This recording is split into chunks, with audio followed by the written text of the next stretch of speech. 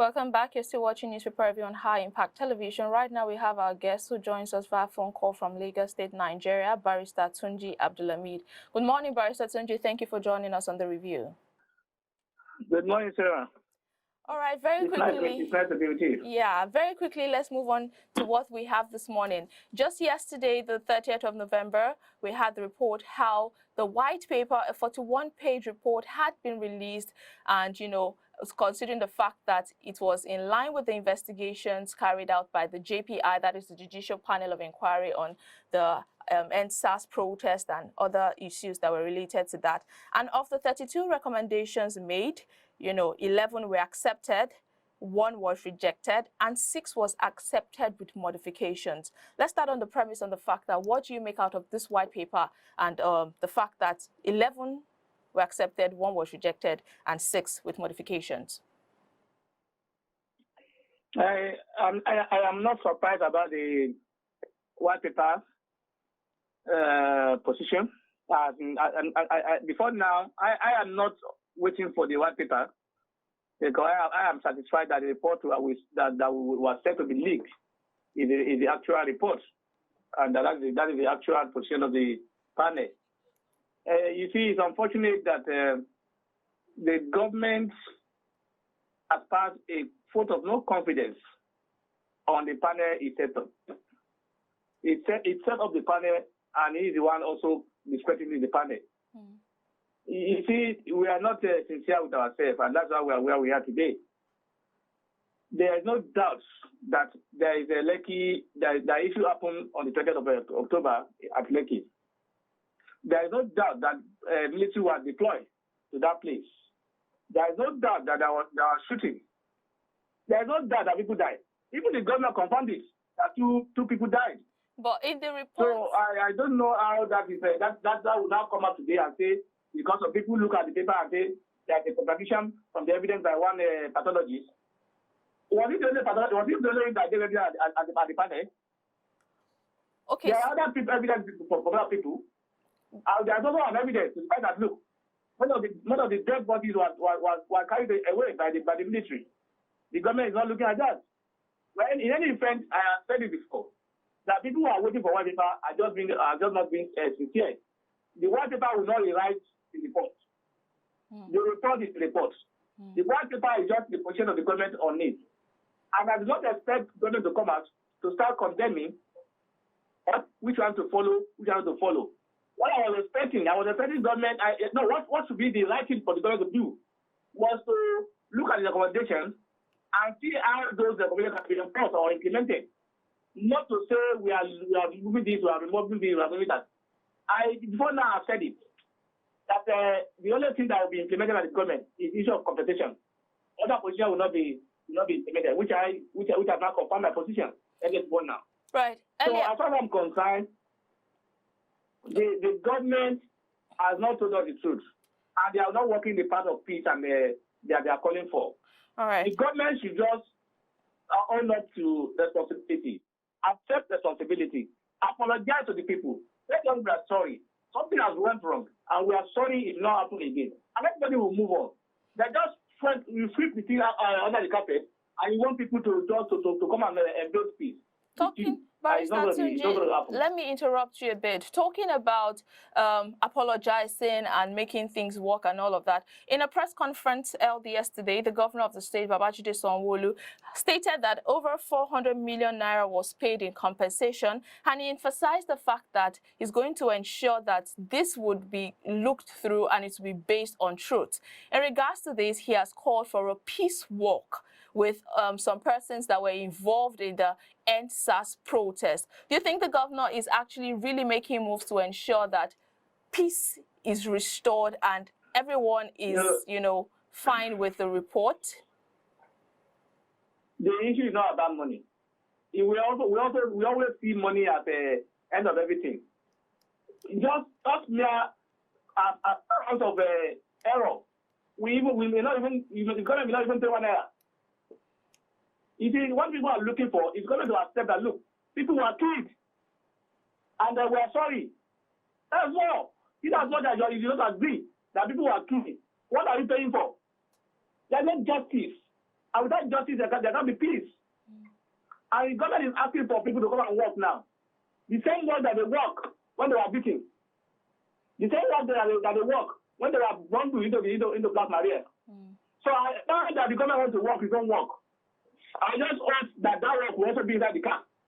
Or not, because people will not be allowed to gather. Because we are told when people want to work their own work, they say there is COVID-19 and the people, it will not people to gather. They say that it will be hijacked by hoodlums and they will not be allowed to, and they can only do it inside their car. I hope this work that the government wants is proposing to will also be inside the car. Or the people will not be allowed to gather so that it will be hijacked by anybody. You see, the issue is not about payment of compensation or money alone. Just come out, accept that people died, and then apologize, and that will be all. So that will heal so many things. The issue of trying to cover up issues now. You see, the people who reviewed the report, who brought out the white paper, they were not part of the panel. So there's no way they can accept their own position more than the panel position. The panel interacted with so many people. These people did not interact with anybody. They only interacted with paper. And I'm not sure they even called the panel member to inquire. So look, when we are looking at your document, we realize this contradiction. This is what happened there. I'm not sure they did that. So how can you just rely on those on your own position alone and start telling us? And you see, I'm not surprised anyway. The day the report was leaked, according to them, that is the day they started discrediting the report, so that when it come out, people will not say no. And that's why you see the laws of the government. The lawyer who represents the government at the panel criticizing the report. What else do you want him to do? You want him to support the report? He will not do that. Because that's what he lost his case in court. And it's now indirectly what the government is doing now, you should support what the lawyer argued in court. Like he said. Right. So, Barrister, so as far as I'm concerned, justice has not been served. Talking about justice. And until justice is served, then the peace will come. Talking about justice being served and peace reigning, you know, one of the major things that was rejected in that report was the term tagging the whole situation a massacre. That has been outrightly rejected, stating that it was not a massacre. And, you know, people that are advocating for this have come out to say the only way that they would relent, the only way that they will step down is to implement all of the panel recommendations. Do you see a possibility of that actually happening? No, there's no possibility of that happening. Because one, just like the government said, there are some of those recommendations that are not within the powers of the state government. The state government will have to pass that some of those recommendations to the federal government. And the federal government, for me, are not interested in that report. They've shown it. The line members have shown it. Professor Kiama has shown it. The federal government will not be interested in the report because they don't believe in it. So, because the state government has no power to punish the military or police or to sanction them. So they can only make recommendations to the federal government. So there's no way they can implement everything in that report. But the fact, like I said, what they admit, the issue is that it's for them to admit whether it's massacred, whether it's not massacred. The government has not admitted that anybody died. So if you don't admit that people died, people will not be okay with you because they don't admit that there are deaths, whether it's massacred or not. That's a different issue. You cannot say, well, it's not massacred though. Not only 9 people died, or 7 people died, or 2 people died, as far as we are concerned. And we are sorry for that death. Because there's no amount of money that can buy any life. There's no amount of a million, billion that can buy just one life. So as far as I'm concerned, the only thing that will be justice is for the government to accept their responsibility and for their error and apologize to the people. Right. It seems like it's more of an issue of semantics, the choice of words. But we know that this is not something that would end anytime soon, as it's still ongoing. The conversation still continues in that regard. Very quickly, let's move away from the EndSARS protest, still on insecurity. Now, we have a report here that bandits may destroy the Air Force $496 million Tucano fighter jets. Now, these jets were just, acquired from the United States. Recently delivered these jets to Nigeria to help fight insecurity, to help fight banditry. And having a report from a member of the House of Representatives that bandits may destroy these jets that are supposed to fight these bandits. What do you make of it? Who are the bandits? I don't know bandits. I know criminals. You see, when you color people who are committing crime with adjectives that make it look like they are recognized or they are just a group of people who are fighting for certain things, then you are not helping anything. So until we recognize that, look, those who are killing people, those who are kidnapping, are criminals. Whether bandits, whether Boko Haram, whether Fulani, sorry, not Fulani, whether X-Men, whether whatever they call you want to call them, they are all, you should call them, let's call a spade a spade. And this is what I'm here after them. We don't call a spade a spade. So you see, until we agree that they are criminal, that's why we can only find a way of settling the issue. So today we have been hanging there with kid gloves. Until we take it seriously and fight them like a criminal, we may not be able to enter anywhere. So and I want to agree that it's not be surprising if we are told that they destroy the what's it called, the equipment that's meant to fight them, because that's what the criminals are more powerful or appear to be more powerful than our security agency and the government, and are being recognized. When people are killing people are being recognized and are being considered for amnesty or compensation or whatever, I want those the family of those the key are languishing in one what's it called? What do you call it? This them. What's it called? Please help me out. IDPs. The IDP camp. They are there in that camp. They only eat 6 times a day, and you are comparing the people who made them to be in that position. How do you get results? So until we take the book at the horn, until we see this fight as a fight against criminal, not as a fight against one ethnic group, not a fight against a particular people, not against. Let's see that fight against criminal people who are bent on destroying the country. So if you look at it that way, they're going to fight them and to stand. Talking about looking at it from the angle of fighting criminals, what other measures do you think our security agencies and the government at large can employ to fight these criminals? If we're changing the term bandits to criminals, is there an expected change in strategy?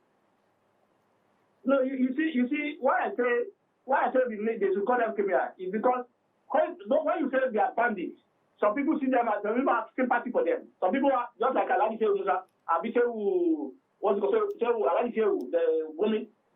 Sheikh Gumi. Yeah, that some people are having passion.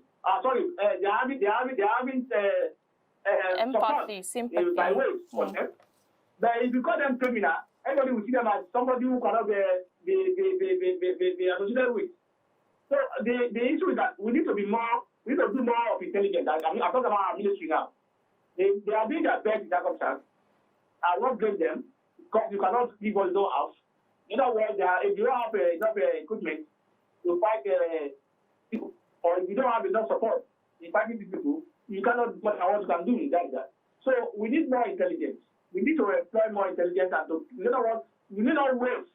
The attack is gone before we do anything. What we'll do today now is to wait and see and hear that I can attack somewhere, and then we want to go there and see what we can do. Let's be proactive. Let's leave the plan in the board before it materializes into action.